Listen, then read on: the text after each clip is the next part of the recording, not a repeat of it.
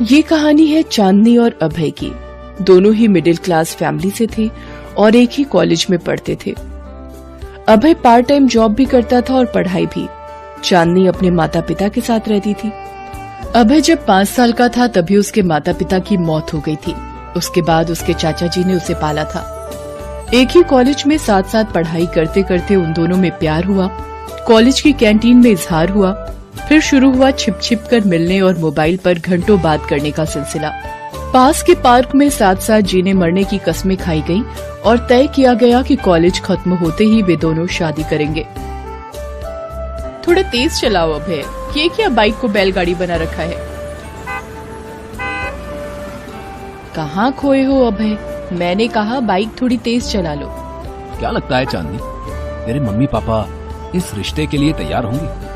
अरे क्यों नहीं तैयार होंगे? क्या कमी है तुम में? लाखों में एक है मेरा अभय। लेकिन मेरे पास अभी कोई ठीक ठाक जॉब भी तो नहीं है। अरे पार्ट टाइम तो कर ही रहे हो ना, फुल टाइम भी हो जाएगी। तुम भी ना बेकार में टेंशन लेकर देवदास बने बैठे हो। चलो अब बाइक की स्पीड बढ़ाओ। अभय चांदनी के कहने पर बाइक की स्पीड तो बढ़ा देता है, लेकिन जिंदगी का स्पीड ब्रेकर उसका रास्ता रोकने के लिए तैयार खड़े थे। आप भी लोग ना माँ पापा बाबा आदम के जमाने वाली बातें करते हैं। जितनी तुम्हारी उम्र है उससे दोगुनी हमने दुनिया देखी है, इसलिए जैसा बोल रहा हूँ करो। भूल जाओ उस लड़के को। मैं उससे बहुत प्यार करती हूँ पापा। और हम भी तुमसे बहुत प्यार करते हैं, इसलिए कह रहे हैं कि वो लड़का तुम्हारे लिए ठीक नहीं। अरे उसके माँ बाप नहीं है, चाचा ने पता नहीं कैसे पाला होगा। ढंग की नौकरी नहीं है उसके पास, कैसे रखेगा वो तुम्हें खुश? अब उसके मम्मी पापा बचपन में गुजर गए तो उसमें उसकी क्या गलती? मौत तो किसी की भी कभी भी हो सकती है। तुम्हें शर्म नहीं आती अपने पापा से इस तरह बहस करने में?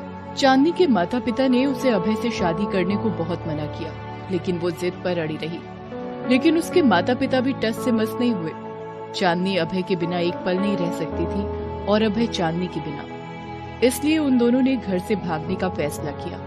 एक रात अभय बाइक लेकर उसके घर के नीचे पहुंचा और चांदनी अपने घर की छत से लगी पाइप से धीरे धीरे नीचे उतरी और फिर चल दिए दोनों नई दुनिया बसाने। हमने घर छोड़ा है, रस्मों को तोड़ा है, दूर कहीं जाएंगे, नई दुनिया बसाएंगे, नई दुनिया बसाएंगे। उन दोनों ने मंदिर में जाकर शादी कर ली। शहर से दूर उन्होंने एक कमरा किराए पर लिया और वहीं रहने लगे। शादी के कुछ दिनों की बात है। अभय बहुत ही खुश था। उसने शाम को घर आते ही खुशी से चांदनी को उठा लिया। अरे ये क्या कर रहे हो? मुझे नीचे उतारो, मैं गिर जाऊंगी। अरे मेरे रहते हुए तुम कैसे गिर जाओगी मेरी जान?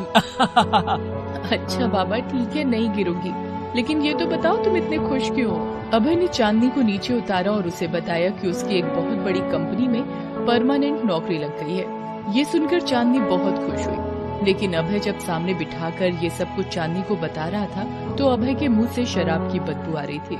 You are so lucky for me, Chandni. I love you, I love you, I love you। लेकिन चांदनी ने अभय के आई लव यू का कोई जवाब नहीं दिया। क्या हुआ चांदनी, तुमने मेरे आई लव यू का जवाब नहीं दिया? क्या तुम खुश नहीं हो? खुश तो मैं बहुत हूँ, लेकिन तुम ये बताओ आज तुमने शराब क्यों पी है? तुम्हारे मुंह से बदबू आ रही है। अरे वो इतनी बड़ी खुशी थी इसलिए एक पैक पी लिया। अभय शादी के पहले भी पीता था, लेकिन ओकेजनली। हालांकि ये बात उसने चांदनी को कभी नहीं बताई थी। अभय का ये नया रूप चांदनी के लिए सरप्राइजिंग था, लेकिन अभय ने कहा कि अरे ओकेजनली पीने में क्या बुराई है, शराब की लत तो नहीं है ना उसे। चांदनी को अभय की ये बात पसंद तो नहीं आई, लेकिन उसने भी सोचा चलो एक दिन ही तो पिया है, अब नहीं पिएगा। लेकिन वो कहते हैं ना, बुराई के बीज को जल्दी नष्ट नहीं किया जाए तो उसे पेड़ बनने में ज्यादा देर नहीं लगती। अभय की नौकरी बहुत अच्छी थी, तनख्वाह भी उसे अच्छी खासी मिलती थी। ऊपर से नए दफ्तर में उसके ज्यादातर दोस्त पीने वाले ही थे। तो अब महीने में एक बार शराब की पार्टियां होने लगी। फिर महीना सप्ताह में बदला और फिर तो ये डेली की बात हो गई। अभय हर दिन नशे में धुत होकर घर पहुंचने। अरे तुम अभी तक जागी हुई हो? अरे मेरी जान, इतनी देर तक मेरा इंतजार मत किया। तुम आज फिर से पीकर आए हो अभय? अरे वो थोड़ा ऑफिस में पार्टी थी तो लिटिल लिटिल पैग मार लिया। अभय, तुम ठीक से खड़े नहीं हो पा रहे, तुम्हारी जबान लड़खड़ा रही है और कह रहे हो कि लिटिल लिटिल पैग मारा है। शराब बुरी चीज है अभय, क्यों नहीं छोड़ देते इसे? अरे बस भी करो, अब फिर से तुम लेक्चर मत देने लगो, मैं पक चुका हूं तुम्हारे भाषण से। धीरे धीरे चांदनी की जिंदगी की हर दिन की यही कहानी थी। हर दिन अभय शराब पीकर आता और जब चांदनी उसे समझाने की कोशिश करती तो वो उससे उलझ जाता। अब तो अभय शराब के साथ जुआ भी खेलने लगा था। एक दिन अभय जब ऑफिस के लिए निकल रहा था तो चांदनी ने उससे घर खर्च के लिए कुछ पैसे मांगे। पैसे पैसे पैसे, जब देखो पैसे मांगती रहती हो, क्या करती हो इतने पैसों का? मैं ये पैसे तुम्हारी तरह अय्याशी के लिए नहीं मांग रही, घर खर्च के लिए मांग रही हूँ। कभी देखा है घर में क्या है क्या नहीं है, किस चीज की जरूरत है घर में, किस बात की जरूरत मुझे है? तुम तो बस अपनी दुनिया में ही खोए रहते हो। तुम ना ये टॉन्ट मारना बंद करो, मुझे सब पता है, जो जरूरत है वो मैं पूरी करता हूँ। अब तुमने ही राजकुमारियों वाले शौक पाल रखे हैं तो मैं क्या करूं?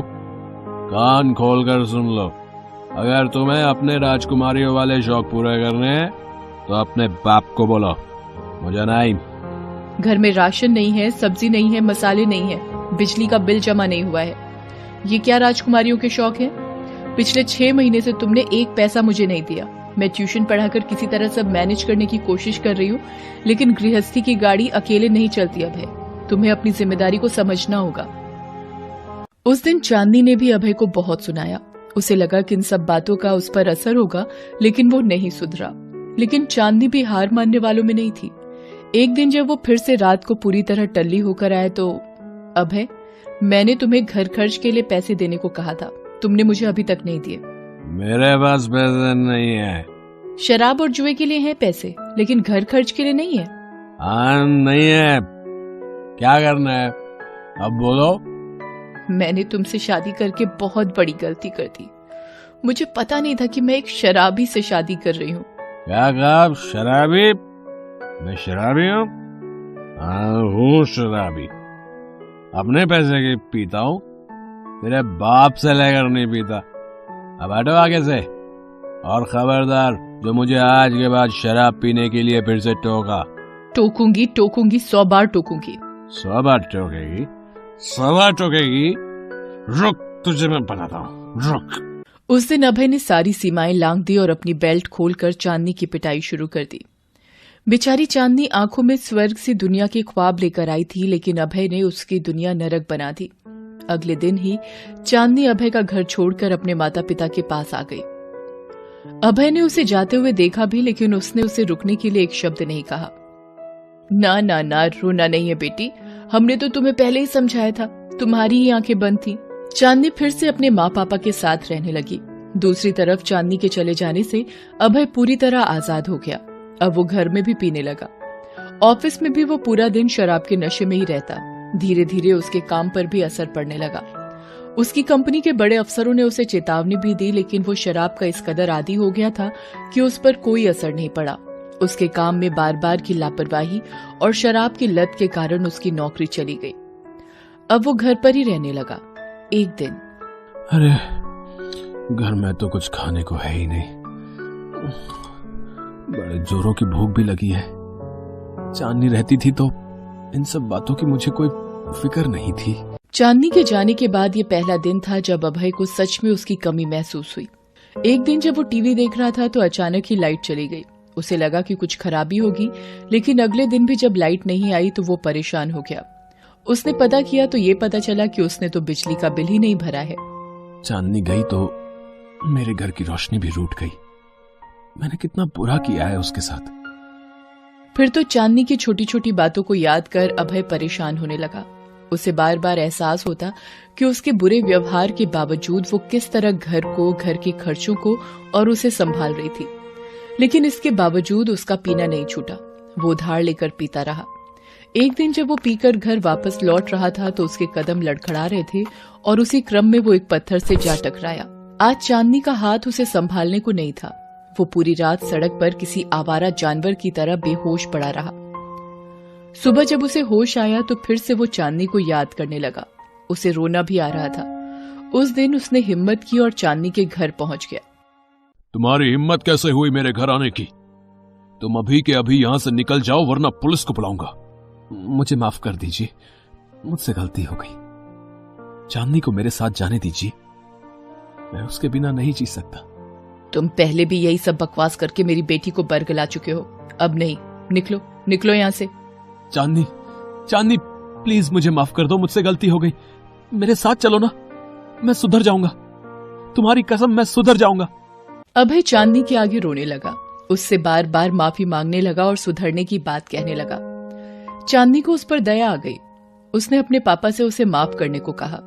तब उसके पापा ने उससे कहा कि वो अभय को इस शर्त पर माफ करेंगे जब वो शराब मुक्ति केंद्र में 6 महीने बिताएगा और शराब पूरी तरह छोड़ देगा।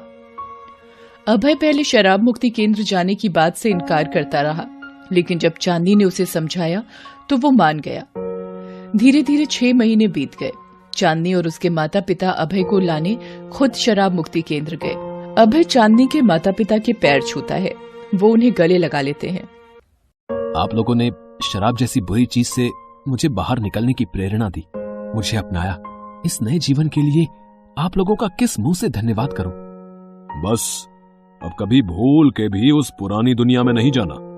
कभी नहीं, कभी नहीं। Thanks for watching.